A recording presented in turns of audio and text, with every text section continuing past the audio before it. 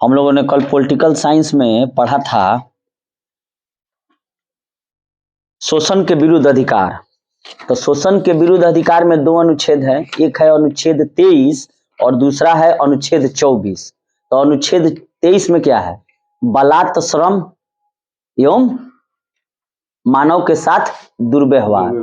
तो जैसे पूछेगा कि जबरन किसी से बेगारी आप करा रहे हैं तो इसको किस अनुच्छेद में निषेध किया गया है? तो अनुच्छेद 23 में। मानव को के साथ दुर्व्यवहार अर्थ नहीं किया जाएगा, अर्थात खरीद बिक्री नहीं की जाएगी, बेगारी नहीं की जाएगी, और इसी प्रकार जबरदस्ती लिया हुआ श्रम भी को निषेध किया गया है। तो ये अनुच्छेद 23 में है। यानी कि जब भी ये प्रश्न पूछेगा कि बलात् श्रम का संबंध किस अनुच्छेद से है? अनुच्छेद 23 से है। बलात् श्रम अनुच्छेद 23, बलात् श्रम अनुच्छेद 23 और मानव के साथ दुर्व्यवहार अनुच्छेद 23। और 24 में क्या है? बालकों के नियोजन पर प्रतिबंध है, अर्थात 14 वर्ष से जो कम के जो बच्चे हैं उनका जो है कारखानों या कोई जोखिम भरे कार्यों में नहीं लगाया जाएगा। ठीक है, तो बालकों के नियोजन पर प्रतिबंध किस अनुच्छेद में है? 24 में है। बलात् श्रम एवं मानव के साथ दुर्व्यवहार ये किस अनुच्छेद में है? 23 में है। अगर यही प्रश्न पूछा जाए कि 6 से 14 वर्ष तक की आयु के सभी बच्चों को जो है निःशुल्क तथा अनिवार्य शिक्षा उपलब्ध कराया जाएगा, ये किस अनुच्छेद में है? तो 21 के कौन में जोड़ा गया है? कब जोड़ा गया है? 86वां संविधान संशोधन 2002 द्वारा। बहुत इंपॉर्टेंट प्रश्न है, तो ये हमेशा ये फंसता है। जब भी प्रश्न पूछेगा कि 6 से 14 वर्ष के बच्चों को अनिवार्य एवं निःशुल्क शिक्षा, सभी बच्चों को, ये नहीं कि विकलांग है तो छोड़ देना है, नहीं, 6 से 14 वर्ष के समस्त बच्चों को अनिवार्य एवं निःशुल्क शिक्षा जो है उपलब्ध कराया जाएगा। ये 86वां संविधान संशोधन 2002 द्वारा अनुच्छेद 21 के क में जोड़ा गया है। और अगर ये प्रश्न पूछ दे कि 14 वर्ष से कम बालकों का नियोजन जोखिम भरे कार्यों में नहीं करना है, 24। ठीक है, अब आइए लो, लेकिन अब आइए लो कि धार्मिक स्वतंत्रता का अधिकार, तो 25 से 28 धार्मिक स्वतंत्रता का अधिकार 25 से 28। तो अनुच्छेद 25 में क्या है कि अंतःकरण, आत्मा की आवाज और धर्म को अबाध रूप से मानने तथा आचरण करने और प्रचार करने की स्वतंत्रता किस अनुच्छेद में है? 25 में है। अर्थात कोई भी व्यक्ति किसी भी धर्म को मान सकता है, उसका प्रचार प्रसार कर सकता है, अनुच्छेद 25 में है। धार्मिक कार्यों के प्रबंधन की स्वतंत्रता, अर्थात व्यक्ति को अपने धर्म के लिए संस्थाओं की स्थापना कर सकता है, कोई मदरसा बना सकता है, कोई मंदिर का कोई संगठन बना सकता है, उस ट्रस्ट बना सकता है, जैसे राम जन्मभूमि मंदिर ट्रस्ट बना है ना, और उसके लिए वह संपत्ति और प्रशासन का भी अधिकार रखता है, तो अनुच्छेद 26 में है। अच्छा, राज्य किसी भी व्यक्ति को ऐसे टैक्स देने के लिए बाध्य नहीं कर सकता है जिसका आय किसी विशेष धर्म अथवा धार्मिक संप्रदाय की उन्नति या पोषण में व्यय करने के लिए विशेष रूप से निश्चित कर दी गई है। ये किस अनुच्छेद में है? 27। अर्थात राम जन्मभूमि को आप पैसा दीजिएगा तो उस पर टैक्स नहीं लगेगा, किस अनुच्छेद में है? 27 में। अच्छा, अगर यह प्रश्न ये पूछ रहे हैं कि राज्य सरकार द्वारा कोई वित्त पोषित कोई संस्था है, ठीक है, उस संस्था में कोई धार्मिक शिक्षा नहीं दी जाएगी, ठीक है, और ना ही उस संस्था के जो टीचर हैं वे अपने विद्यार्थियों को किसी धार्मिक अनुष्ठान में भाग लेने के लिए भी बाध्य नहीं कर सकते हैं। किस अनुच्छेद में है? अनुच्छेद 28 में है। ठीक है, यानी कि सरकार जो पैसा जिस शिक्षण संस्था को देता है उसमें धर्म की पढ़ाई नहीं होगी। ठीक है, संस्कृति एवं शिक्षा संबंधी अधिकार, ध्यान से सुनिएगा लोग। धार्मिक स्वतंत्रता का अधिकार है 25 से 28, संस्कृति एवं शिक्षा संबंधी अधिकार है 28, अनुच्छेद 29-30 में। इसको ध्यान से सुनिए लोग। अल्पसंख्यक वर्गों के हितों का संरक्षण इस अनुच्छेद में है, 29 में है। कोई भी अल्पसंख्यक वर्ग अपनी भाषा, लिपि, संस्कृति को सुरक्षित रख सकता है। केवल भाषा, जाति, धर्म और संस्कृति के आधार पर उसे किसी भी सरकारी शैक्षणिक संस्था में प्रवेश से नहीं रोका जाएगा, अनुच्छेद 29 में है। वर्तमान में 6 समुदायों मुस्लिम, पारसी, ईसाई, सिख, बौद्ध एवं जैन को अल्पसंख्यक वर्ग का दर्जा प्रदान किया गया है। अल्पसंख्यक समुदाय के विकास को समुचित आधार प्रदान करने के लिए 2005 में तत्कालीन केंद्र सरकार द्वारा प्रधानमंत्री का 15 सूत्रीय कार्यक्रम प्रारंभ किया गया। अब यहाँ से हम प्रश्न पूछते हैं कि संस्कृति एवं शिक्षा संबंधी अधिकार किस अनुच्छेद में है? 29-30 में है। पहला प्रश्न ये हो गया। दूसरा प्रश्न पूछ रहे हैं कि अल्पसंख्यक वर्गों के हितों का संरक्षण किस अनुच्छेद में है? 29 में है। ठीक है। प्रधानमंत्री का 15 सूत्रीय कार्यक्रम किससे संबंधित है? अल्पसंख्यक समुदाय के विकास के लिए। ठीक है। और वर्तमान में कितने समुदाय जो हैं उनको अल्पसंख्यक का दर्जा दिया गया है? 6। कौन कौन है? मुस्लिम, पारसी, हिंदू का है, मुस्लिम, पारसी, सिख, ईसाई, बौद्ध, जैन। 4 गो प्रश्न हो गया क्लियर। ठीक है। अच्छा, नेक्स्ट प्रश्न बताइएगा लोग, शिक्षा संस्थाओं की स्थापना और प्रशासन करने का अल्पसंख्यक वर्गों को अधिकार दिया गया है किस अनुच्छेद में? 30 में। अर्थात कोई भी अल्पसंख्यक वर्ग अपनी पसंद का शैक्षणिक संस्था चला सकता है और सरकार उसे अनुदान देने में किसी भी प्रकार का भेदभाव नहीं करेगी। जैसे मदरसा को भी मिलता है सरकार द्वारा अनुदान, तो ये अनुच्छेद 30 में है। ठीक है। वर्तमान में कितने समुदाय अल्पसंख्यक हैं? 6। ठीक है। और अल्पसंख्यक समुदाय के विकास के लिए सरकार द्वारा कौन सी योजना चलाई गई है? पीएम का 15 सूत्री कार्यक्रम। कब चलाई गई? 2005 में। ठीक है। संवैधानिक उपचारों का अधिकार आ गया। बी.आर. अम्बेडकर ने जिसे संविधान की आत्मा कहा और ये अनुच्छेद 32 में है। तो जब भी ये प्रश्न पूछेगा कि संवैधानिक उपचारों का अधिकार किस अनुच्छेद में है? 32 में। और इसको संविधान की आत्मा किसने कहा? बी.आर. अम्बेडकर ने। ठीक है। संवैधानिक उपचारों के अधिकार को डॉक्टर भीमराव अंबेडकर ने संविधान की आत्मा कहा। ठीक है। अनुच्छेद 32, इसके अंतर्गत मौलिक अधिकारों को लागू कराने के लिए समुचित कार्रवाइयों द्वारा उच्चतम न्यायालय में आवेदन करने का अधिकार प्रदान किया गया है। ठीक है। इस संदर्भ में सर्वोच्च न्यायालय को 5 तरह के रिट निकालने की शक्ति प्रदान की गई है। बहुत ही इंपॉर्टेंट है और बार बार ये प्रश्न पूछा जाता है, ये 5 जो रिट है। ठीक है। और ये रिट कौन जारी करता है? Supreme court. ठीक है। तो कह रहा है कि पहला है इसमें मेमेंडस, पहला है हेबियस कॉर्पस। याद रखना है अंग्रेजी और हिंदी, बहुत जगह लिख देता है ही बी यस कॉर्पस। तो बंदी प्रत्यक्षीकरण का अंग्रेजी में क्या है? Habeas corpus. ठीक है। इसमें क्या है सुनिए, यह उस व्यक्ति की प्रार्थना पर जारी किया जाता है जो यह समझता है कि उसे अवैध रूप से बंदी बनाया गया है, यानी कि मैंने कोई गलत काम नहीं किया है, उसे गलती से बंदी बना लिया गया है। इसके द्वारा न्यायालय बंदीकरण करने वाले अधिकारी को आदेश देता है कि वह बंदी बनाए गए व्यक्ति को निश्चित स्थान और निश्चित समय के अंदर उपस्थित करे, जिसे न्यायालय बंदी बनाए जाए कारणों पर विचार करे। हेबियस कॉर्पस, तो फिर से पढ़िए, संवैधानिक उपचारों के अधिकार को किसने जो है संविधान की आत्मा कहा था? और संवैधानिक उपचारों का अधिकार किस अनुच्छेद में है? 32 में है। और संवैधानिक उपचारों के अधिकार जो अनुच्छेद 32 है उसमें क्या है कि मौलिक अधिकारों को लागू कराने के लिए आप सुप्रीम कोर्ट में जा सकते हैं। और सुप्रीम कोर्ट जो है इसी मौलिक अधिकारों को लागू कराने के लिए 5 तरह के रिट जारी करता है। तो सुप्रीम कोर्ट मौलिक अधिकारों को लागू कराने के लिए कितने तरह की रिट जारी करता है? जिसमें पहला है बंदी प्रत्यक्षीकरण यानी कि हेबियस कॉर्पस। और इसका मतलब यह है कि अगर कोई पुलिस अधिकारी आपको बंदी बनाया है तो उसके अवैध रूप से या वैध रूप से भी बनाए, उससे नहीं मतलब है, अवैध बनाए चाहे वैध बनाए, लेकिन न्यायालय में जब जाकर आवेदन दीजिएगा कि बना लिया गया है बंदी, तो न्यायालय उसके कारण को कहेगा कि उस व्यक्ति को मेरे यहाँ ले आकर कोर्ट में हाजिर करो, मैं उसे पूछूंगा, आपसे भी पूछूंगा कि आपने उसको क्यों बंदी बनाया है। जब भी पुलिस कोई पकड़ता है तो ले आके दे देता है न्यायालय को, वहां तारीख पे तारीख मिलती रहती है, लेकिन इंसाफ नहीं मिलता माय लॉर्ड। दूसरा है जिसका नाम है मेमेंडस यानी कि परमादेश, अंग्रेजी भी याद रखना है, हिंदी भी। परमादेश में क्या है? मेमेंडस का लेख उस समय जारी किया जाता है जब कोई पदाधिकारी अपने सार्वजनिक कर्तव्य का निर्वाह नहीं करता है। इस प्रकार के आज्ञा पत्र के आधार पर पदाधिकारी को उसके कर्तव्य का पालन करने का आदेश जारी किया जाता है। कहने का मतलब है कि परमादेश का मतलब क्या हो गया? मेमेंडस का, कि आप कोई सरकारी अधिकारी हैं, कर्मचारी हैं, आप अपना काम नहीं कर रहे हैं, तो आप पर एक आदेश जारी किया जाएगा कि आप अपने कर्तव्यों का पालन कीजिए। ठीक है। प्रतिषेध लेख, इसको कहा जाता है प्रोहिबिशंस। खूब ध्यान से सुनिएगा लोग। यह आज्ञा पत्र सर्वोच्च न्यायालय तथा उच्च न्यायालयों द्वारा निम्न न्यायालयों अर्ध न्यायिक न्यायालयों को जारी करते हुए आदेश दिया जाता है कि इस मामले में अपने यहाँ कार्रवाई न करे, क्योंकि यह मामला उसके अधिकार क्षेत्र से बाहर है।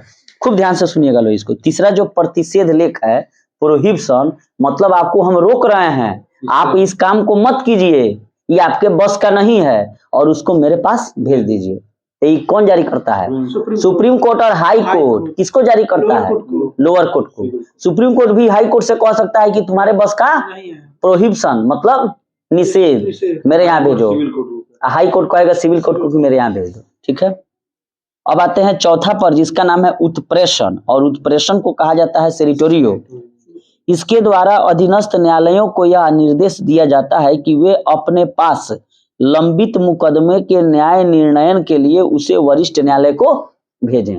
पहला में क्या था कि तारा बस करने के हमरा लगे भेज दो, और दूसरा में क्या बा कि जितना मामला तारा कोने लंबित बा, तू ढेर दिन से 100 गो केस रखले बड़ा, ओकरा के हमरा कोने दो। आप जाते हैं निवास बनवाने, अगर हम सेवक नहीं बनाता है तो बीडीओ साहब के पास जाकर आवेदन देते हैं कि मेरा जो है सो ये काम नहीं कर रहे हैं, क्या नाम है, जन्म प्रमाण पत्र नहीं बना रहा है, तो बीडीओ साहब क्या कहते हैं? ए मेरे पास भेजो,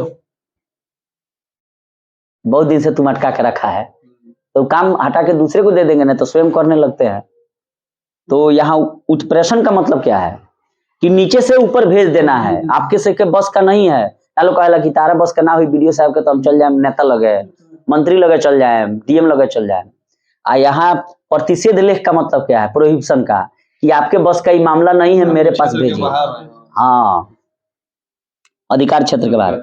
अब नेक्स्ट आइए अधिकार परीक्षा लेख।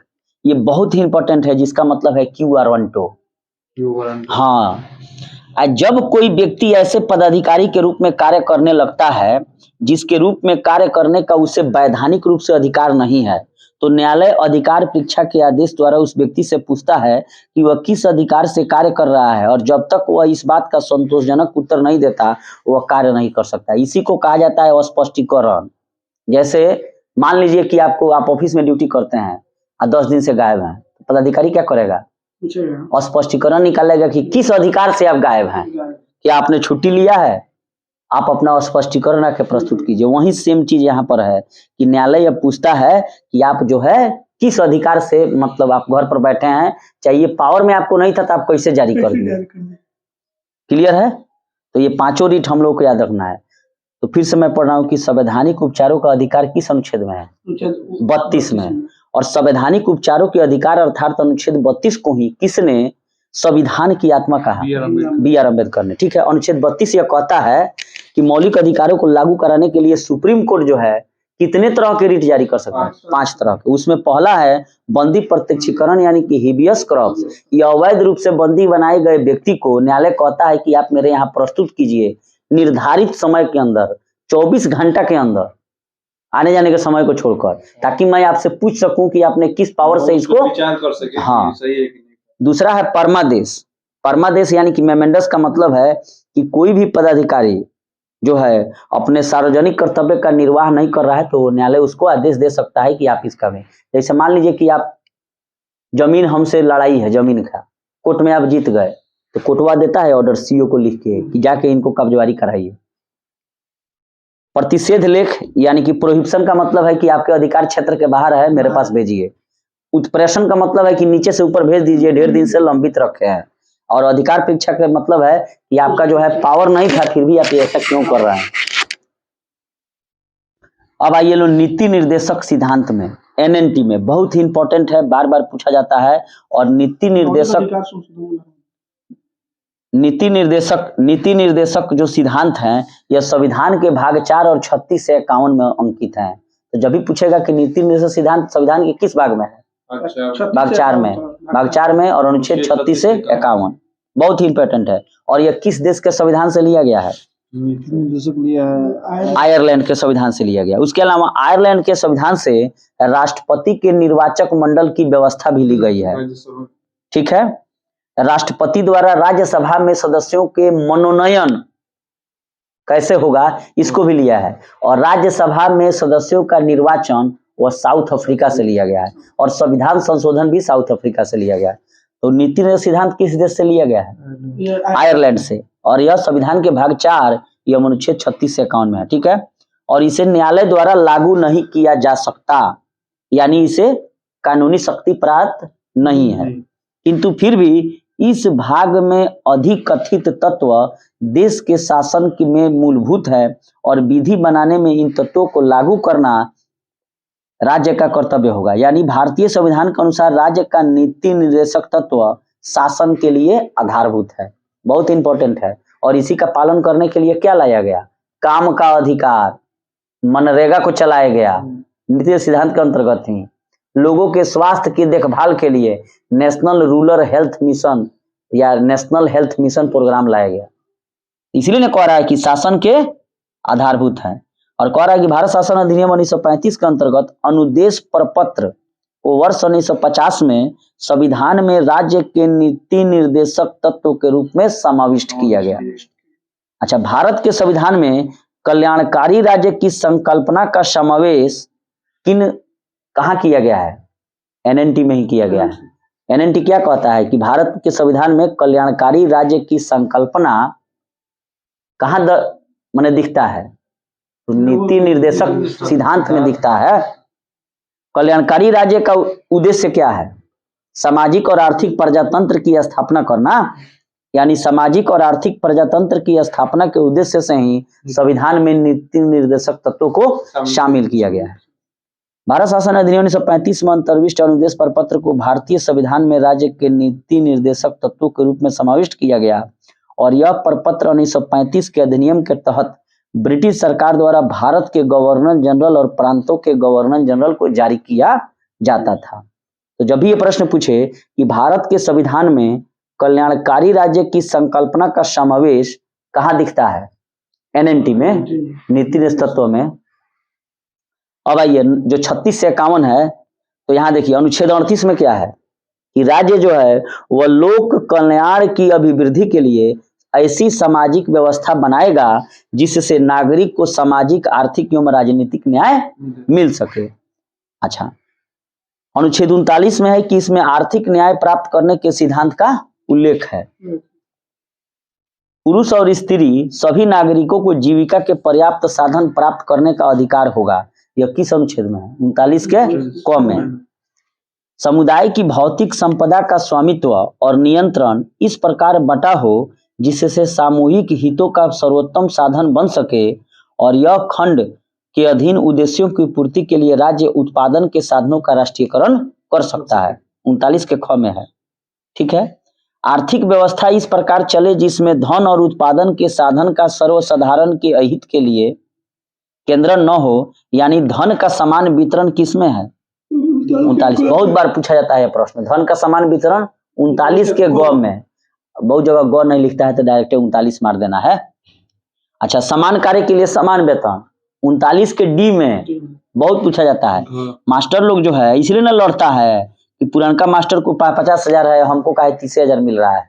तो समान कार्य के लिए समान वेतन कहाँ है? 39 के घ में। अगर यही नीति निर्देशक तत्व न्यायालय में अगर वाद योग रहता, माने न्यायालय इसको मानता, तो क्या हो जाता? कॉले नहीं वेतन मिल जाता, वेतनमान हो जाता लोग। लेकिन ये क्या है? नीति तत्व न्यायालय में वाद योग्य नहीं है और वही मौलिक अधिकार वाद योग्य है।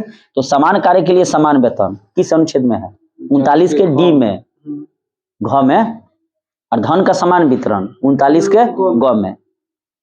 अच्छा, कर्मकारों के स्वास्थ्य और शक्ति तथा बालकों की सुकुमार अवस्था का दुरुपयोग न हो और आर्थिक आवश्यकता से विवश होकर नागरिकों को ऐसे रोजगार में न जाना पड़े जो उनकी आयु और शक्ति का अनुकूल न हो, तो ये किस में है? 39 के अंग में, यानी कि ई में।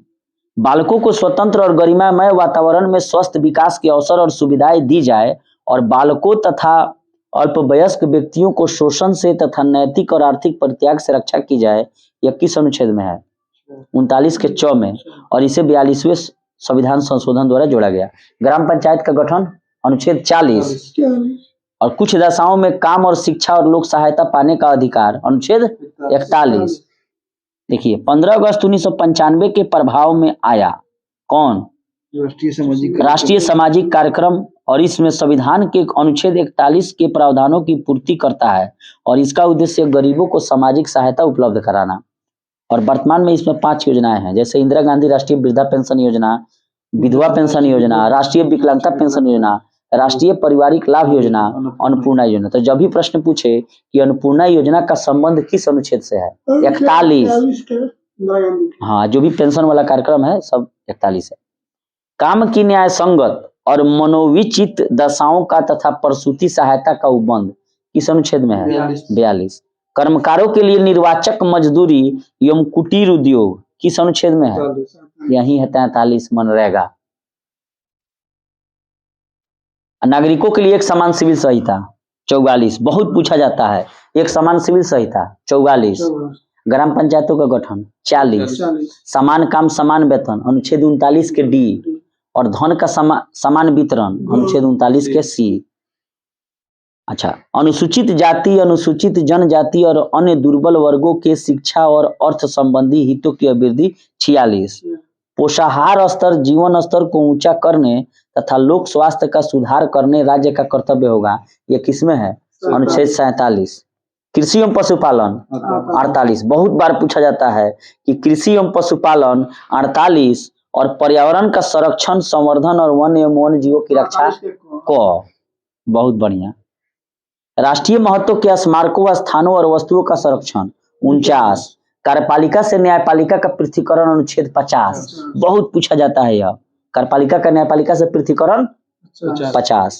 कृषि एवं पशुपालन 48 और वन एवं वन्य जीव की रक्षा को, ठीक है। राष्ट्रीय महत्व के स्मारकों व स्थानों का संरक्षण 49। नागरिकों के लिए एक समान सिविल संहिता 44। धन का समान वितरण 39 के सी और समान काम समान वेतन 39 के डी। ग्राम पंचायत का गठन अनुच्छेद 40 और कार्यपालिका का न्यायपालिका से पृथकीकरण 50। अंतर्राष्ट्रीय शांति एवं सुरक्षा 51। कार्यपालिका का न्यायपालिका से पृथकीकरण 50 और अंतर्राष्ट्रीय शांति एवं सुरक्षा 51। तो इसीलिए ना इंडिया बार बार कहता है का बतियाइएगा लो, हम तो अपने संविधान में लिखवा दिए हैं अंतर्राष्ट्रीय शांति एवं सुरक्षा, इसलिए मेरा जो परमाणु बम है वो किसी देश पर फोड़ने के लिए नहीं है। लेकिन अगर कोई प्रयोग कर दिया तो सबसे तेज और सबसे बड़ा हमला मेरा ही होगा, रुकेंगे नहीं हम परमाणु बम किसी पर नहीं मारेंगे, लेकिन मेरे पर अगर कोई प्रयोग करेगा तो हम सबसे तेज गति से उसको बर्बाद कर देंगे। ये अटल बिहारी वाजपेयी जोड़वा दिए, लिखवा दिए।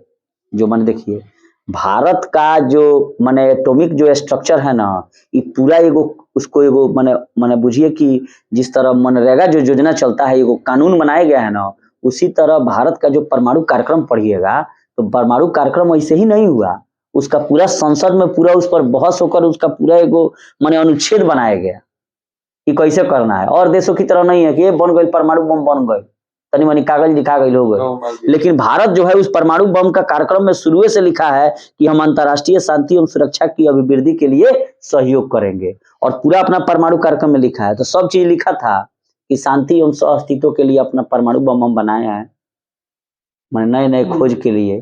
तो लास्ट में अटल बिहारी वाजपेयी चीज जोड़ा दिए कि बनाए तो हैं, लेकिन अगर कोई हम पर हमला करेगा तो सबसे तेज माने तेजी से हमला करके बर्बाद करेंगे, छोड़ेंगे नहीं।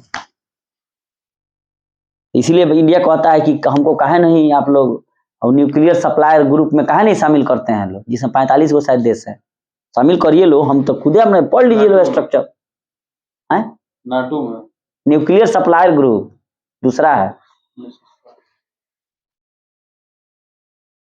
अच्छा, नेक्स्ट प्रश्न बताइएगा लो कि प्राथमिक स्तर पर मातृभाषा में शिक्षा देना, बहुत पूछा जाता है। अनुच्छेद 350 के क, याद रखिएगा लो इसको कि प्रत्येक जो है लोगों को उसके प्राथमिक स्तर पर मातृभाषा में शिक्षा देना है, उनकी भाषा में शिक्षा। हाँ, उनकी भाषा में, माने बच्चा हो गया पांचवा क्लास तक, तो ये जो हो गया तो 21 अनुच्छेद में है, 350 के क में। हिंदी को प्रोत्साहन 351। तो बहुत बार पूछा जाता है कि नागरिकों को प्राथमिक स्तर पर मातृभाषा में शिक्षा प्रदान करना, ये अनुच्छेद 350 के क में है, और हिंदी को प्रोत्साहन। हाँ, और देश की राष्ट्र भाषा राज्य भाषा जो है हिंदी होगी, एवं लिपि देवनागरी होगी, किस अनुच्छेद में है, 343 में।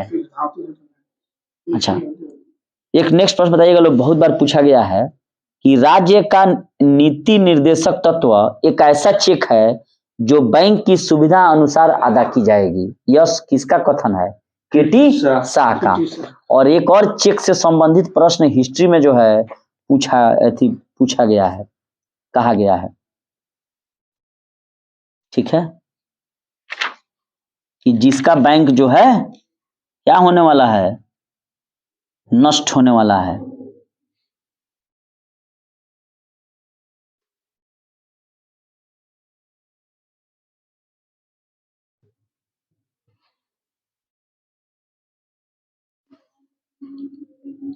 देखिए मैं बता रहा हूं, साइमन कमीशन कब आया? 1928 में। क्रिप्स मिशन कब आया? 42 में। और कैबिनेट मिशन 46 में। तो क्रिप्स मिशन जो भारत आया, देखिए ब्रिटिश प्रधानमंत्री चर्चिल ने 11 मार्च 1942 को स्टोफोर्ड क्रिप्स के नेतृत्व में क्रिप्स मिशन की घोषणा की। और इसके अनुसार जो द्वितीय विश्व युद्ध चल रहा था उसके बाद भारत को डोमिनियन राज्य का दर्जा दिया जाएगा एवं संविधान निर्मात्री परिषद बनाने का प्रस्ताव था। डोमिनियन राज्य का क्या अर्थ होता है? कि मैंने लंदन के अधीन आप रहिएगा, सब कानून बनाएगा लो, शासन आप देखिए, मैंने उसके अधीन रहना है, ठीक है। मुस्लिम लीग भारतीय संघ को स्वीकार करने या न करने की स्वतंत्र होगी। मैंने कहने का मतलब है कानून भले आप बनाइए लेकिन सारा विदेशी तेदेशी रक्षा उक्षा सब किसके पास रहेगा? उसके पास रहेगा। तो कह रहा है मुस्लिम लीग भारतीय संघ को स्वीकार करने या न करने को स्वतंत्र होगी और राज्यों को भी अलग राज्य स्थापित करने का अधिकार दिया जाएगा। ये था क्रिप्स मिशन में। और कांग्रेस और मुस्लिम लीग दोनों ने क्रिप्स प्रस्ताव को अस्वीकार कर दिया क्योंकि यह किसी भी प्रकार भारतीयों की स्वतंत्रता की बात नहीं करता था और इसे भविष्य का वादा करार दिया गया था, नहीं दिया गया था कि अब द्वितीय विश्व समाप्त होगा तब हम देंगे, तले साथ दीजिए। और गांधी जी ने इसी क्रिप्स मिशन के प्रस्ताव को उत्तर तिथिये में चेक कहा था, अर्थात पोस्ट डेटेड चेक। ऐसा चेक जिसका बैंक में जाएगा तो चेक भौंजबे नहीं करेगा। तो जब ये प्रश्न पूछेगा कि यह किसने कहा था post dated cheque Cripps mission के बारे में, तो महात्मा गांधी। और जब ये प्रश्न पूछेगा कि डूबते हुए बैंक का उत्तर तिथिये चेक, जवाहरलाल नेहरू, ठीक है। तो यहाँ इस चीज को ध्यान रखना है हम लोगों को। तो जैसे हम लोग यहाँ पर पढ़े हैं कि राज्य का नीति निर्देशक तत्व एक ऐसा चेक है जो बैंक की सुविधा अनुसार अदा की जाएगी। माने बैंक की सुविधा अनुसार जब चाहिए तब भजा लीजिएगा। तो किसने कहा था? केटी शाह ने। लेकिन इतिहास में जब हम लोग घुसते हैं तो क्रिप्स मिशन के बारे में किसने कहा था कि ये पोस्ट डेटेड चेक है? महात्मा गांधी। और डूबते हुए बैंक का चेक जिसका बैंक नष्ट होने वाला है, यानी कि बैंक साला डूबने वाला है, हम चेक लेके जाएंगे तो पैसा देगा हमको, ये जवाहरलाल नेहरू ने कहा था। क्लियर हुआ? तो नीति निर्देशक सिद्धांत के बारे में यह किसने कहा था कि यह बैंक के सुविधा अनुसार भजाया जाएगा? केटी शाह ने। लेकिन क्रिप्स मिशन के बारे में यह किसने कहा था कि यह post dated check? Mahatma Gandhi. और यह क्रिप्स मिशन के बारे में किसने कहा था कि यह डूबते हुए बैंक का चेक है? जवाहरलाल नेहरू। ठीक। अच्छा, मौलिक अधिकार एवं नीति सिद्धांत में कुछ अंतर है। जैसे नीति निर्देशक सिद्धांत किस देश से लिया गया? आयरलैंड। और वहीं मौलिक अधिकार यूएसए से। नीति निर्देशक सिद्धांत संविधान के किस भाग में? 4 में। और मौलिक अधिकार 3 में। नीति निर्देशक सिद्धांतों को हम लोग शॉर्ट फॉर्म में कहते हैं एनएनटी। तो एनएनटी के लिए आप न्यायालय में जा सकते हैं लागू करवाने के लिए? नहीं। लेकिन मौलिक अधिकार को जा सकते हैं। संवैधानिक उपचारिक अधिकार 32 के अंतर्गत। अब कह रहा है कि एनएनटी समाज की भलाई के लिए है, वही मौलिक अधिकार व्यक्ति की भलाई के लिए है। ठीक है।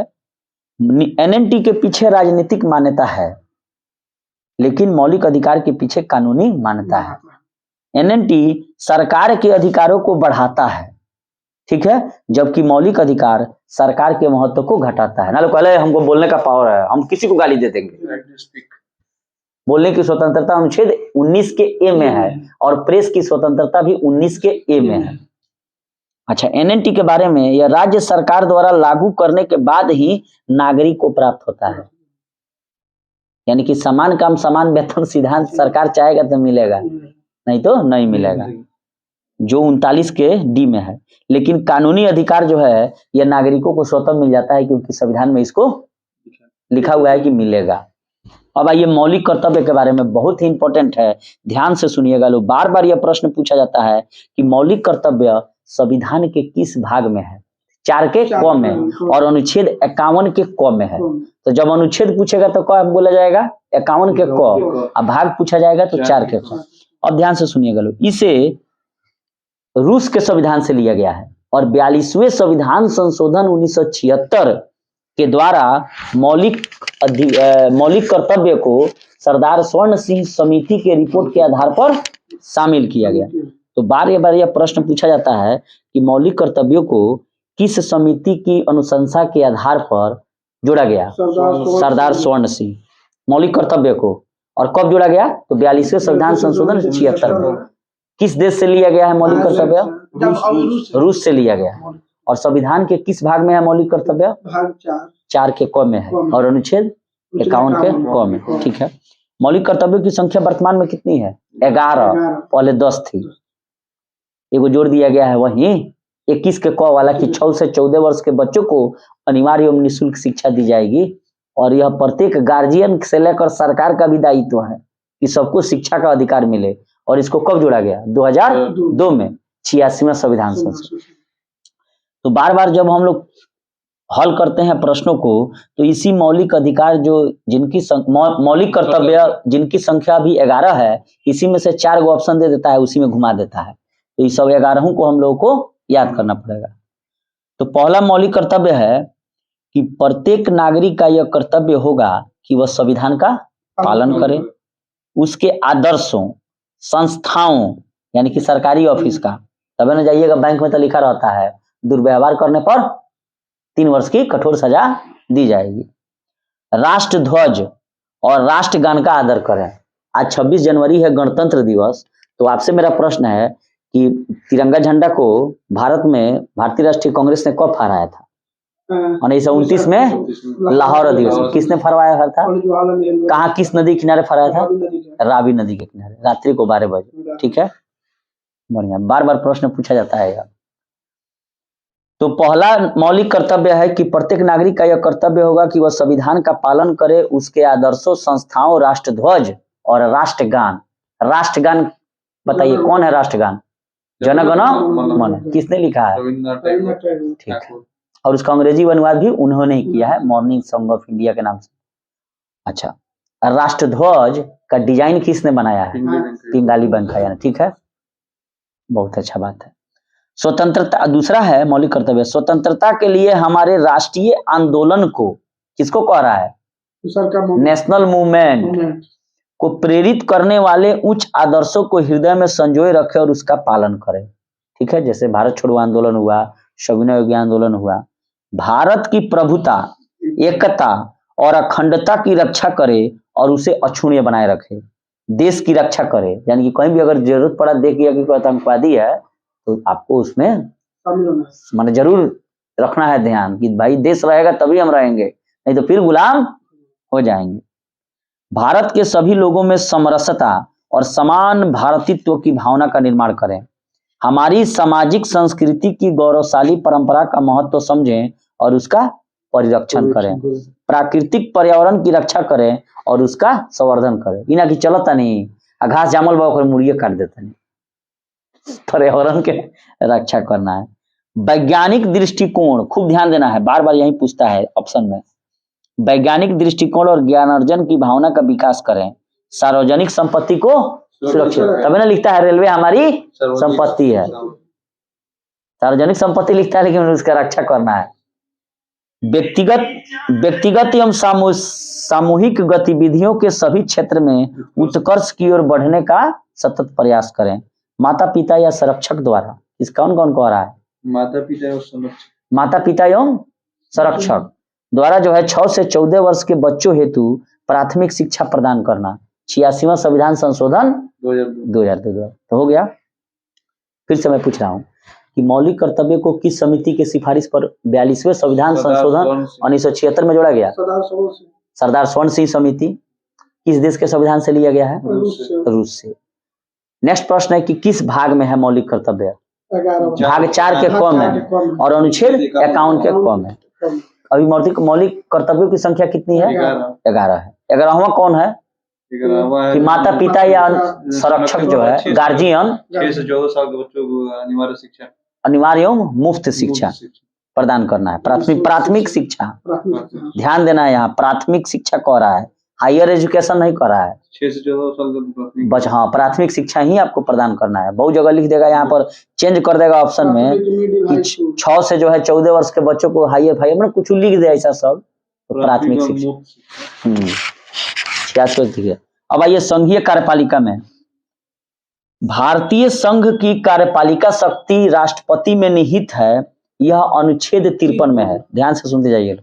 भारत में संसदीय व्यवस्था को अपनाया गया है क्योंकि मंत्रिपरिषद लोकसभा के प्रति उत्तरदायी है, अतः राष्ट्रपति नाम मात्र की कार्यपालिका है तथा प्रधानमंत्री व उसका मंत्रिमंडल वास्तविक कार्यपालिका है। तो संघीय कार्यपालिका का जो जब यहाँ पर बात आ गया, तो संघीय कार्यपालिका संविधान के भाग 5 में है और अनुच्छेद 52 से लेकर 151 तक है। फिर से मैं पूछ रहा हूं कि भारत का जो संघ है वह किस भाग में है? 5 में। अनुच्छेद कितना से कितना तक है? 52 से लेकर 151 तक। अब प्रश्न पूछ रहे हैं कि भारतीय संघ की कार्यपालिका शक्ति किसमें निहित है? राष्ट्रपति में। यह किस अनुच्छेद में है? 53 में। ठीक है। भारत में संसदीय शासन व्यवस्था को अपनाया गया है, यह किस देश से लिया गया है? ब्रिटेन से। ठीक है। मंत्रिपरिषद किसके प्रति उत्तरदायी होती है? सामूहिक रूप से। ठीक है। अर्थात कोई भी मंत्री अगर गड़बड़ी करेगा, संसद में झूठ बोलेगा, तो क्या हो जाएगा? पूरे त्याग पत्र दे देना पड़ेगा। अच्छा, नेक्स्ट बताइएगा लो कि वास्तविक कार्यपालिका कौन है? मंत्रिपरिषद है, प्रधानमंत्री और मंत्रिपरिषद, इस तरह बोलिए, बोलना है तो प्रधानमंत्री और उसके मंत्री, नहीं तो वास्तविक कार्यपालिका मंत्रिपरिषद है, जबकि नाम मात्र की कार्यपालिका राष्ट्रपति है। खुद 3 प्रश्न पूछ रहे हैं, खूब ध्यान से सुनिएगा लोग। भारतीय संघ की कार्यपालिका शक्ति किसमें निहित है? राष्ट्रपति में, अनुच्छेद 53। नाम मात्र की कार्यपालिका कौन है? राष्ट्रपति। वास्तविक कार्यपालिका कौन है? मंत्रिपरिषद। डायरेक्ट बोलिए, जब भी वास्तविक शब्द लगा दे तो मंत्रिपरिषद होगा, वास्तविक नहीं लगाएगा, खाली पूछेगा कार्यपालिका किसमें निहित है, तो राष्ट्रपति।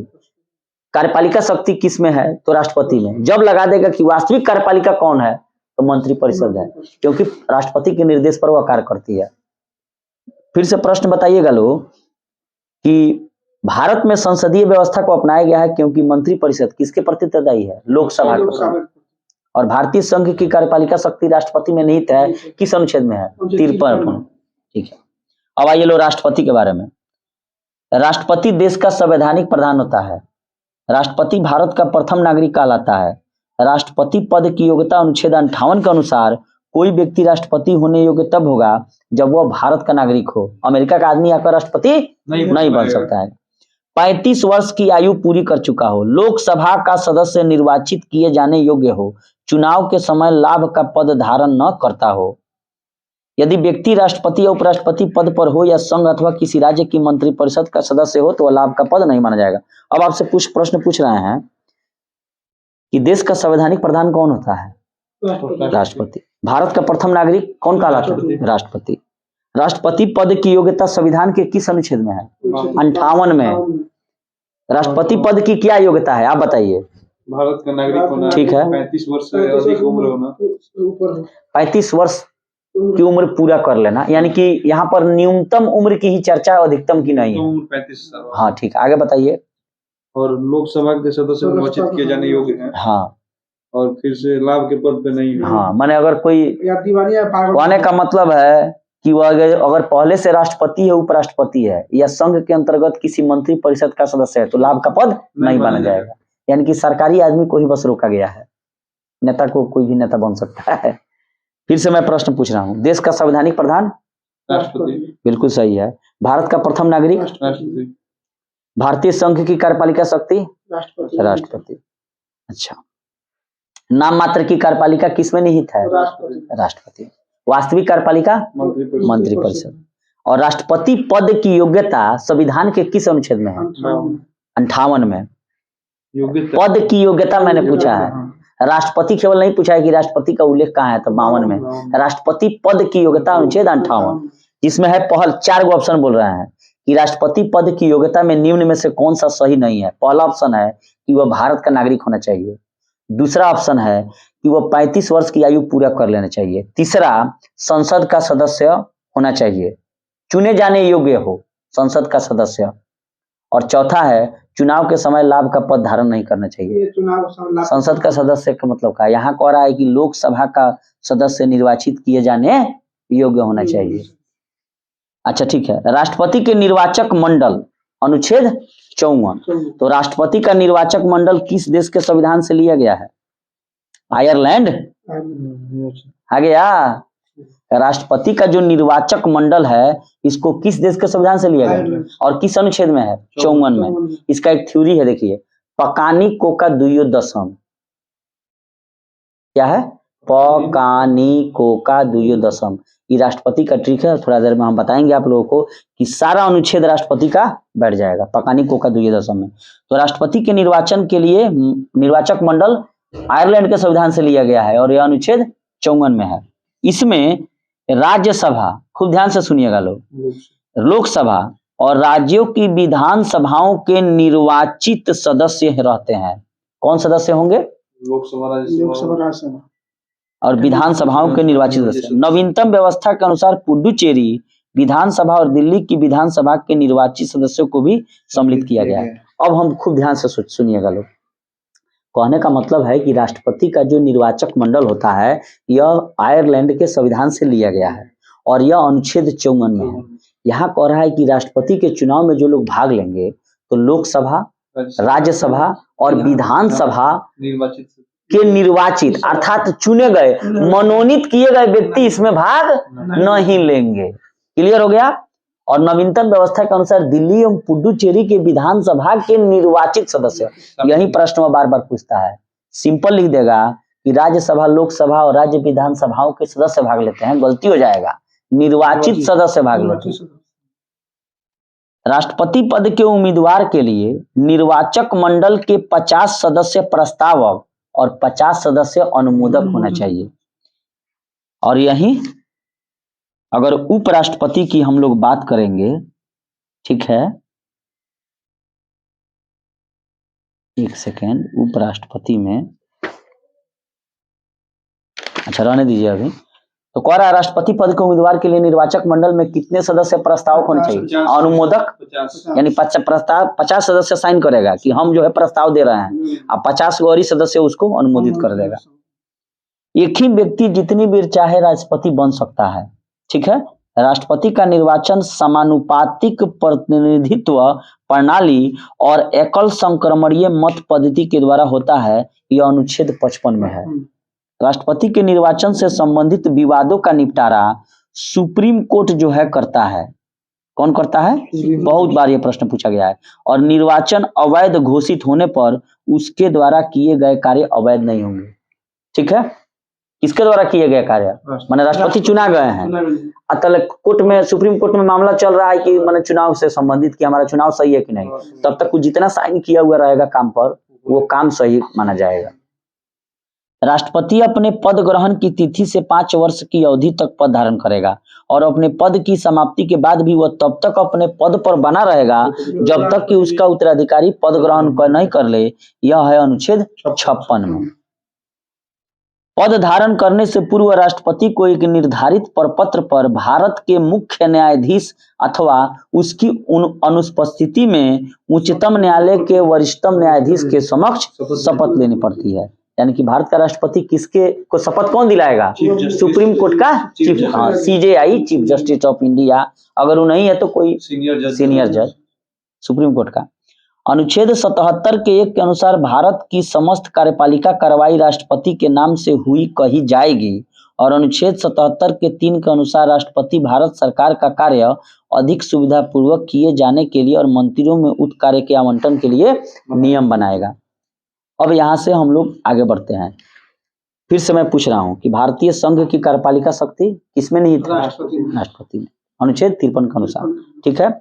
और राष्ट्रपति के निर्वाचन के लिए निर्वाचक मंडल की व्यवस्था अनुच्छेद 54 जो आयरलैंड के संविधान से लिया गया है और इसमें राज्यसभा, लोकसभा और राज्य विधानसभाओं के निर्वाचित सदस्य जो जिसको जनता चुन के भेजा है वो भाग लेंगे, ठीक है, मनोनीत नहीं। राष्ट्रपति पद के उम्मीदवार के लिए निर्वाचक मंडल में कितने सदस्य प्रस्तावक होने चाहिए? 50। और अनुमोदक? 50। ठीक है। राष्ट्रपति का निर्वाचन जो है वह समानुपातिक प्रतिनिधित्व प्रणाली और एकल संक्रमणीय मत पद्धति के द्वारा होता है। किस अनुच्छेद में? 55। ठीक है। राष्ट्रपति के निर्वाचन से संबंधित विवादों का निपटारा कौन करेगा? Supreme court. ठीक है। और अगर निर्वाचन हो जाने के बाद राष्ट्रपति पद पर अपना कार्य कर रहा है और फिर उसका निर्वाचन सुप्रीम कोर्ट रद्द कर दिया, तो जो काम किया रहेगा राष्ट्रपति माना जाएगा सही कि गलत? माना जाएगा। ठीक है। राष्ट्रपति अपने पद ग्रहण की तिथि से 5 वर्ष तक पद पर बना रहेगा। ठीक है। जब तक कि उसका और भी दिन बना रहेगा उत्तराधिकारी नहीं आता। किस अनुच्छेद में है? 56 में। राष्ट्रपति को कौन शपथ दिलाता है? सुप्रीम कोर्ट का। बिल्कुल सही। अब नहीं रहे तो सीनियर जज सुप्रीम कोर्ट के। ठीक है। अच्छा, नेक्स्ट प्रश्न बताइएगा। राष्ट्रपति पद की योग्यता किस अनुच्छेद में है? 58 में। ठीक है। और देश का संवैधानिक प्रधान राष्ट्रपति। भारत का प्रथम नागरिक? वास्तविक कार्यपालिका कौन है? मंत्रिपरिषद है। ठीक है, बहुत बढ़िया। देश के प्रथम राष्ट्रपति कौन थे? राजेंद्र प्रसाद। 26 जनवरी 1950 से लेकर 13/5/1962 तक। अब देखिए, अगर राष्ट्रपति का सिस्टम याद करना है कि शुरू से कौन लास्ट तक थे, तो राजेंद्र राधा से जाएगी फंस जाइबे दाना ये पार्टी। क्या ट्रिक है इसका? राजेंद्र राधा से जाएगी फंस जाइबे दाना ये पाटिल। तो र से राजेंद्र हो गया, राधा हो गया, दूसरे राधा कृष्णन हो गए, जाएगी से हो गया जाकिर हुसैन, जा आ फिर गी कहत है तो बीबी गिरी, आ फंस से फखरुद्दीन अली अहमद, फंस तो स से संजीव रेड्डी, आ जैबे से जयली सिंह, ऐसे जैबे जैल सिंह, वेंकट रमन, फंस जैबे शंकर दयाल संबा, नाना नारायण, हाँ एपीजे अब्दुल कलाम, अब प्रतिभा पाटिल तक याद है। उसके बाद जो है सो प्रणब मुखर्जी, रामनाथ कोविंद अभी, और उसके बाद द्रौपदी मुर्मू आ गई हैं 25/7/22 को। स्वतंत्रता के बाद पैदा होने वाली भारत की पहली राष्ट्रपति का जन्म जो है 20 जून 1958 है।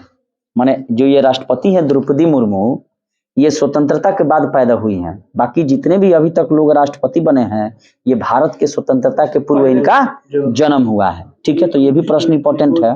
और देश की पहली दलित राष्ट्रपति हैं, और देश की पहली दलित महिला भी राष्ट्रपति हैं। केवल महिला पूछेगा तो कौन हो जाएगा? प्रतिभा देवी सिंह पाटिल। बीबी गिरी जो है 3 मई 1969 से 20 जुलाई 1969 तक न्यायमूर्ति। अच्छा, नेक्स्ट बताइएगा लोग कौन सा ऐसा सुप्रीम कोर्ट का मुख्य न्यायाधीश है जो राष्ट्रपति के पद पर कार्य करेगी? मोहम्मद हिदायतुल्लाह, बार बार पूछा जाता है। अच्छा, अब आते हैं लोग कि राष्ट्रपति जो है कुछ कारणों से 5 वर्ष के पहले भी त्याग पत्र दे देता है। पहला कि उपराष्ट्रपति को अपना त्याग पत्र देगा वो, और त्याग पत्र उपराष्ट्रपति को संबोधित किया जाएगा, और उपराष्ट्रपति इसकी सूचना लोकसभा अध्यक्ष को देगा। अनुच्छेद 56 के 2 में है। महाभियोग द्वारा हटाए जाने पर अनुच्छेद 61, और महाभियोग के लिए केवल एक ही आधार है, वह है संविधान का अतिक्रमण। अतिक्रमण में बुझते हैं कि संविधान में जो लिखा है उसके विपरीत आप कार्य कर रहे हैं। तो हम आपसे प्रश्न पूछ रहे हैं, बताइएगा कि राष्ट्रपति अपना त्याग पत्र किसको देता है? उपराष्ट्रपति को। ठीक है, और उपराष्ट्रपति इसको स्वीकार करके सूचना किसको देगा? लोकसभा अध्यक्ष को। किस अनुच्छेद में है? 56 के 2 में। और राष्ट्रपति पर महाभियोग किस अनुच्छेद के अंतर्गत लगा है? 61। और 61 में क्या है? संविधान का अतिक्रमण। देखिए, राष्ट्रपति पर महाभियोग अनुच्छेद 61, राष्ट्रपति द्वारा संविधान के प्रावधानों के उल्लंघन पर संसद के किसी भी सदन पर महाभियोग लगाया जा सकता है, परंतु इसके लिए आवश्यक है कि राष्ट्रपति को 14 दिन पूर्वक लिखित सूचना दी जाएगी, मुंजबानी ना, और जिस पर उस सदन के 1/4 सदस्यों का हस्ताक्षर हो। संसद के उस सदन जिसमें महाभियोग का प्रस्ताव पेश है कि 2/3 सदस्यों द्वारा पारित कर देने पर प्रस्ताव दूसरे सदन में जाएगा, और दूसरा सदन राष्ट्रपति के पर आरोपों जो लगाए गए हैं उसकी जांच करेगा, और ऐसी जांच में राष्ट्रपति के ऊपर लगाए गए आरोपों को सिद्ध करने वाला प्रस्ताव भी 2/3 बहुमत से पारित हो जाता है, तब राष्ट्रपति के महाभियोग संबंधी प्रक्रिया पूरी समझी जाएगी, और उसी तिथि से राष्ट्रपति को पद त्याग करना होता है। तो मैं आपसे प्रश्न पूछ रहा हूं कि राष्ट्रपति पर महाभियोग किस अनुच्छेद में रहेगा? 61। अगर राष्ट्रपति पर महाभियोग लगाना है तो लोकसभा में प्रस्ताव जाएगा कि राज्यसभा में? दोनों में किसी में जा सकता है। और उस सदन के 1/4 सदस्यों का लिखित रूप से साइन होना चाहिए कि राष्ट्रपति पर महाभियोग लगा रहे हैं। और जो सदन ये प्रस्ताव देगा कि 1/4 सदस्य का हस्ताक्षर से कि राष्ट्रपति पर महाभियोग लगाना है, खुद वही सदन पहले 2/3 सदस्यों से बहुमत को पारित करेगा। अगर पारित हो जाता है तो वो दूसरे सदन को भेजेगा और दूसरा सदन में भी फिर 2/3 बहुमत से पारित होना चाहिए, तब जाकर जहां पहले आरोप के जांच हुई सही पावल जाई तो 2/3 सदस्य से बहुमत पारित हुई। दोनों में पहले ओमू कैलस 1/4 देलस सूचना, 14 दिन पूर्व लिखित सूचना, फिर उसके बाद 2/3 बहुमत से पारित करेगा, फिर जाएगा दूसरे सदन में, वो 2/3 बहुमत से पारित करेगा, आरोप सिद्ध हो जाएगा कि उसी दिन से वो पद से हट जाएंगे। और राष्ट्रपति अगर पद त्याग कर दिया है, उपराष्ट्रपति के को दे दिया है, चाहे महाभियोग लग गया है, तो कितने दिनों के अंदर जो है चुनाव जानते हैं? 6 माह। जब राष्ट्रपति पद की रिक्ति पदावधि 5 वर्ष की समाप्ति से हुई है तो निर्वाचन पदावधि की समाप्ति पहले ही कर लिया जाता है। मान जैसे मान ली कि रामनाथ कोविंद के हटे के बाद अगर 25/7/22 के तो ओकरा पहले ही उनका इलेक्शन करा लिए ताकि पद खाली, कुर्सी खाली ना रहो। अनुच्छेद 62 के 2 में है। किंतु यदि उसे पूरा कर, प्रधानमंत्री इसी तरह होता है, एक सिर्फ राष्ट्रपति होता है, 5 साल पहले राष्ट्रपति में लिखा है, प्रधानमंत्री में काहे घुस रहे हैं? प्रधानमंत्री में अगर वो पद त्याग कर लेता है, जैसे मान लीजिए समान, तो चुनाव पहले नहीं हो जाता है, मुख्यमंत्री का चुनाव नहीं हो जाता है पहले जी, जब तक नहीं होता तो वही मुख्यमंत्री रहता है। और ऐसे अगर नीतीश बाबू का है तो नीतीश चाचा का तो उसका तो कोई बात नहीं है, कब हे डाल पर कूद के कब हे मायना से हो मायना में जाते रहते हैं। तो कब पद त्याग देंगे या कब किसको बना देंगे मुख्यमंत्री या प्रधानमंत्री, उप मुख्यमंत्री, कोई भरोसा नहीं है।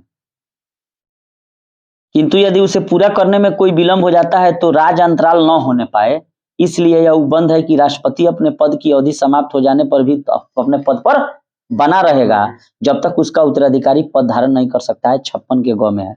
और ऐसी दशा में उपराष्ट्रपति राष्ट्रपति के रूप में कार्य नहीं कर सकता। कहने का मतलब क्या समझे?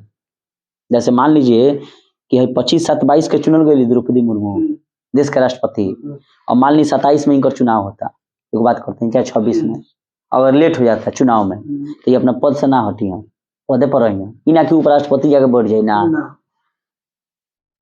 अन्य आकस्मिकताओं में राष्ट्रपति के कृत्यों का निर्वहन, अनुच्छेद 70। जब राष्ट्रपति एवं उपराष्ट्रपति दोनों का पद रिक्त हो, माने ना राष्ट्रपति होके ना उपराष्ट्रपति होके, तो ऐसी आकस्मिकताओं में अनुच्छेद 70 राष्ट्रपति के कृत्यों के निर्वहन का प्रतिबंध करता है। इसके अनुसार संसद जैसा उचित समझे वैसा उपबंध कर सकती है। और इसी उद्देश्य से संसद ने राष्ट्रपति उत्तराधिकार अधिनियम 1969 पारित किया, जो यह उल्लंघित करता है कि उपराष्ट्रपति भी किसी कारणवश उपलब्ध नहीं है तो सुप्रीम कोर्ट का मुख्य न्यायाधीश या उसे नहीं रहने पर उसी न्यायालय का वरिष्ठतम न्यायाधीश जो उस समय उपलब्ध हो राष्ट्रपति के कृत्यों को संपादन करेगा। और इसी कारण भारत के वह प्रथम ऐसे मुख्य न्यायाधीश हैं मोहम्मद हिदायतुल्लाह जो बने हैं राष्ट्रपति 1969 में। ठीक है, अभी तक 3 ऐसे जो राष्ट्रपति रहे हैं वह कार्यवाहक रहे हैं। पहला है बीबी गिरी, दूसरा है मोहम्मद हिदायतुल्लाह और तीसरे व्यक्ति हैं बीडी जत्ती। राष्ट्रपति के वेतन भत्ते में आइए, राष्ट्रपति का मासिक वेतन 5 लाख रुपया और इसके अलावा उसे आजीवन फ्री मेडिकल, जिंदगी भर आवास और इलाज की सुविधा समेत अन्य भत्ते मिलते हैं। भारत का वेतन, राष्ट्रपति का वेतन आयकर से मुक्त होता है, टैक्स फ्री। भारत के राष्ट्रपति और उसकी पत्नी दुनिया भर में कहीं भी मुफ्त यात्रा कर सकते हैं और राष्ट्रपति के पास 5 लोगों का सेक्रेटेरियल स्टाफ होता है। कितने लोगों का स्टाफ होता है? 5। ठीक है, राष्ट्रपति के कार्यकाल के दौरान उसके वेतन और भत्ते में किसी भी प्रकार से कमी नहीं की जाएगी। राष्ट्रपति को अवकाश ग्रहण करने के बाद पेंशन के रूप में 1.5 लाख रुपया प्रति माह मिलता है, प्रति महीना, यानी कि कितना हो गए? 15 लाख ही हो गए, 18 लाख रुपया सालाना। और साथ ही स्टाफ पर खर्चा करने के लिए 60,000 रुपया महीना अलग से मिलता है। पान पति खाए ला दे देते हैं। स्टाफ लोग के। सुनिए, राष्ट्रपति का वेतन जो है 5 लाख रुपया है, आयकर मुक्त है, टैक्स फ्री है, और 1.5 लाख रुपया प्रति महीना उनको पेंशन है। विदेश में कहीं भी घूम सकते विदेश में पत्नी के लेके कहीं भी घूम सकते हैं। और 5 गो अपना सेक्रेटेरियल स्टाफ रखते हैं, सचिवालय का, सचिवालय सहायक लोग है। रिटायर होने के बाद आजीवन फ्री मेडिकल, आवास, 1.5 लाख रुपया मंथली। हाँ, 60,000 रुपया। घूमने उमने का सब देश के प्रथम नागरिक के भाई आप साथ हैं, वो अपने पत्नी के लेके घूम सकते हैं, सुरक्षा मिलेगा उनको पूरा जीवन लाइफ। राष्ट्रपति के अधिकार एवं कर्तव्य। देखिए ये ऐसा चैप्टर है राष्ट्रपति का कि इसको जितना ही ध्यान से पढ़िएगा फायदा होगा। मेंस में भी आप इस चीज को लिख सकते हैं, और पीटी का तो खैर बातें नहीं है। और पॉलिटी इतना बढ़िया विषय है, आसान भी है और भारी भी है। जो समझ गया वो जीत गया, जो नहीं समझा वो गया। राष्ट्रपति का अधिकार एवं कर्तव्य। नियुक्ति संबंधी अधिकार। राष्ट्रपति किसको किसको नियुक्त करता है, ध्यान से सुनिएगा लोग।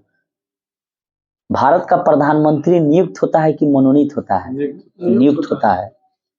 प्रधानमंत्री की सलाह पर मंत्री परिषद के अन्य सदस्यों को, माने रेल मंत्री, घोड़ा मंत्री, गाड़ी मंत्री, हाँ, सर्वोच्च न्यायालय एवं उच्च न्यायालयों के मुख्य न्यायाधीशों की नियुक्ति कौन करता है? भारत के नियंत्रक एवं महालेखा परीक्षक, अनुच्छेद 76। राज्य के राज्यपाल, मुख्य चुनाव आयुक्त 324 से 329, अन्य चुनाव आयुक्त, भारत के महान्यायवादी, अरे महान्यायवादी में 76 होगा जी, नियंत्रक एवं महालेखा परीक्षक ये हो जाएगा दूसरा। राज्यों के मध्य समन्वय के लिए अंतर्राज्यीय परिषद के सदस्यों की नियुक्ति कौन करता है? राष्ट्रपति। संघ लोक सेवा आयोग यूपीएससी के अध्यक्ष और अन्य सदस्यों को, संघीय क्षेत्रों के मुख्य आयुक्तों को, आयुक्त कहाँ होते हैं? चंडीगढ़ में आयुक्त हैं, उपराज्यपाल के जगह पर। वित्त आयोग के सदस्यों को, क्या है वित्त आयोग अभी? एनके सिंह हैं कि हट गए? भाषा आयोग के सदस्यों को, जैसे बीजी खरे थे 1955 में प्रथम राजभाषा आयोग के। पिछड़ा वर्ग आयोग के सदस्यों को, अल्पसंख्यक आयोग के सदस्यों को, भारत के राजदूतों, अन्य राजनयिकों को, अनुसूचित क्षेत्रों के प्रशासन के संबंध में रिपोर्ट देने वाले आयोग के सदस्यों को। तो मैं आपसे पूछ रहा हूँ कि भारत के राज्यपाल की नियुक्ति कौन करता है? राष्ट्रपति। प्रधानमंत्री की नियुक्ति, अन्य मंत्रियों की नियुक्ति, लेकिन प्रधानमंत्री के सलाह पर।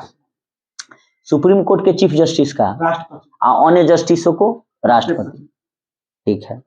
नियंत्रक महालेखा परीक्षक को कैग 148 शायद है, और ठीक को महान्यायवादी को राष्ट्रपति। संघ लोक सेवा आयोग यूपीएससी के अध्यक्ष राष्ट्रपति। देखिए एक ही जगह है।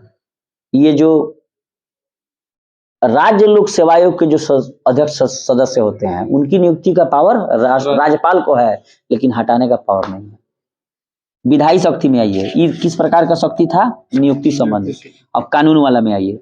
राष्ट्रपति संसद का अभिन्न अंग है, यानी कि जब भी संसद का नाम आएगा तो लोकसभा, राज्यसभा एवं राष्ट्रपति तीनों का नाम लिया जाएगा।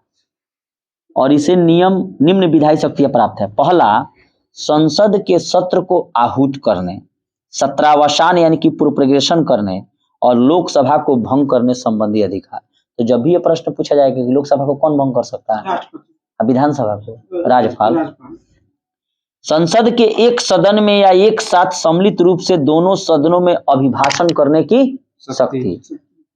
लोकसभा के लिए प्रत्येक साधारण निर्वाचन के पश्चात प्रथम सेशन के प्रारंभ में और प्रत्येक वर्ष के प्रथम सेशन के आरंभ में सम्मिलित रूप में संसद में भाषण दी है राष्ट्रपति।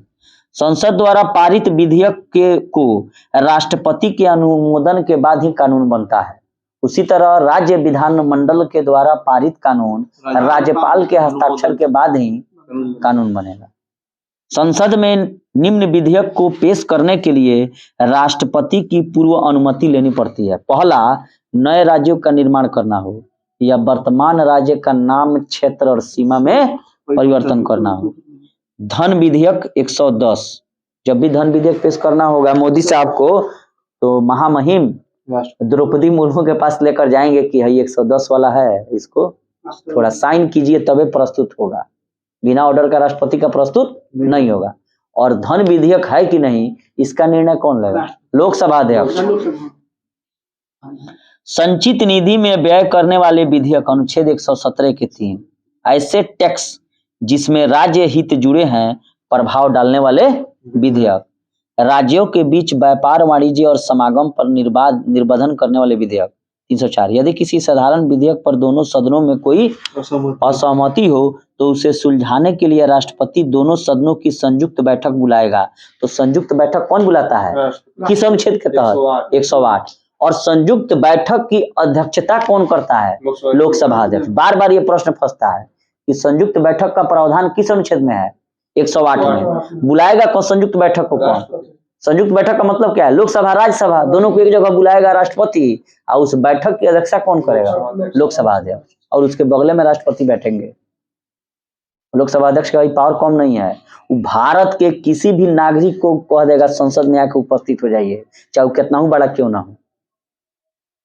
लोकसभा अध्यक्ष का पावर कम मत बुझिएगा लोग।